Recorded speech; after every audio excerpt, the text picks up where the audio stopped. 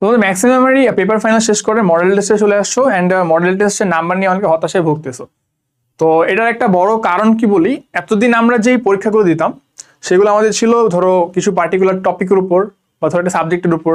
তো আমরা আসলে ফুল রিভিশন দেওয়ার টাইমটা পেতাম, রিভিশন দিয়ে পরদিন পরীক্ষা দিতাম।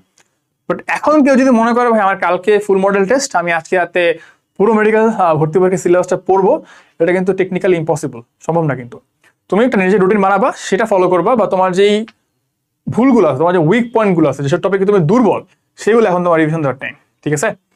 তো এখন আমার সময় এরকম হয়েছিল, লাইক আমি প্রথম মডেল টেস্ট দিয়ে ঢাকা গেছিলাম, একটা নাম্বার অনেক কম আসছিল। তো এটা যে বলছি, হঠাৎ করে বড় সিলেবাসে আসলে আমাদের একটু সমস্যাটা হয়। এখন মডেল টেস্টে কত পেতে হবে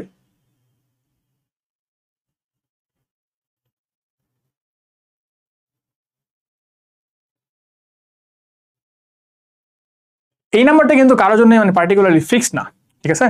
তো ইউজুয়ালি নাম্বারটা দেখবে অনেক আপ ডাউন করে। আমার দেখা যেত একটা পরীক্ষায় খুব ভালো হয়েছে, পরটা আবার খারাপ হয়েছে। তো এরকম হয়েছে যে খারাপ পরীক্ষা দিয়ে ডিপ্রেশন চলে যেতাম, আমাকে চান্স হবে কিনা, সবারই মনে হয়, আমি জানি এরকম। ভালো দিয়ে মনে হয় যে আমাকে আবার আজকে ঠেকায় কে, যে কোশ্চেনে আসুক। তো ভালো খারাপ ডিপেন্ড করে কোশ্চেনের উপর অবশ্যই। আমি প্ল্যাটফর্মের নাম নিব না, বাট আমি দু জায়গায় পরীক্ষা দিয়েছিলাম, অফলাইনে দু জায়গায় দিয়েছিলাম। অ্যান্ড এক জায়গায় কোশ্চেন একটু হার্ড ছিল, এক জায়গায় ইজি ছিল। সেরকম আমার হতো যে কম্পে মুড খারাপ হতো বা মুডটা খারাপ হয়ে যেত, দেন ভালোটা পরে ভালো হতো।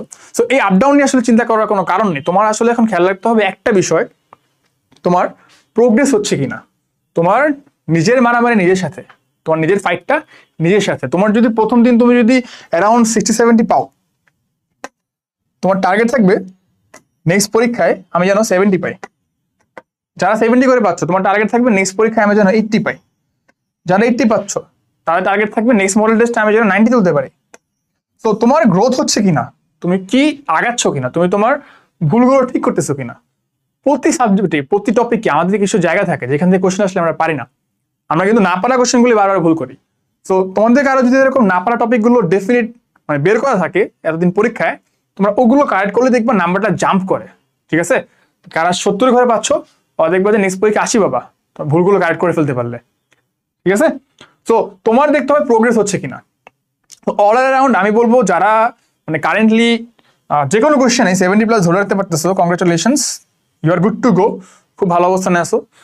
দেখবা কিছু লোক থাকবেই ভাই, যাই কোয়েশ্চেন দেই 90+ পাইও, ওদের কথা আলাদা, তারা ইনশাল্লাহ প্লেস করবে, তোমার জন্য শুভকামনা।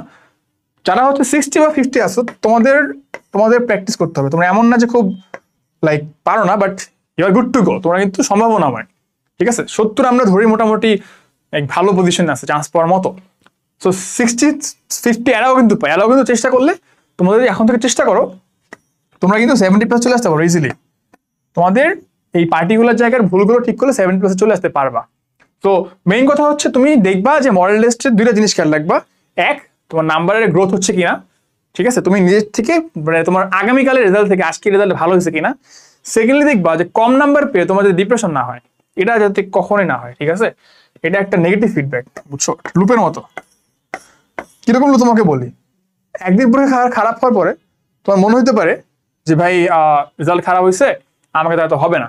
এই মনে হওয়ার কারণে আমরা ডিপ্রেশনে চলে যাই, এবং পরের দিনের পড়াটাও হয় না, নেক্সট পরীক্ষাটা আরো খারাপ হয়। সো কেউ ভাই ডিপ্রেশনে চলে যাও না নাম্বার দেখে, ঠিক আছে? নাম্বার যাই আসুক না কেন, ডিপ্রেশনে চলে যেও না, ট্রাই করো নেক্সট পরীক্ষা ভালো করতে। অনেক কোশ্চেন থাকে একটু কঠিন, এবং ওই কঠিন কোশ্চেনগুলো কিন্তু সবারও নাম্বার কম আসে। তুমি মাথায় রাখবা, তোমার জন্য যে কোশ্চেনটা কঠিন, সবার জন্য কিন্তু সেম কোশ্চেনটা কঠিন।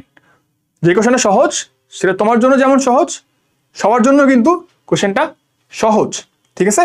মেডিকেল ভর্তি পরীক্ষায় কোশ্চেন কঠিন হোক সহজ হোক, এটা নিয়ে খুব বেশি খুশি হওয়ারও কিছু নাই, খুব বেশি বেজার হওয়ারও কিছু নাই। তোমার দেখতে হবে যে তোমার ডেইলি গ্রোথ হচ্ছে কিনা, আর তুমি নাম্বার দেখে ডিপ্রেশনে যাচ্ছ কিনা, এটা যাতে না হয়। এই দুটো জিনিস নিশ্চয় করে এখন থেকে। সবার জন্য শুভকামনা রইল।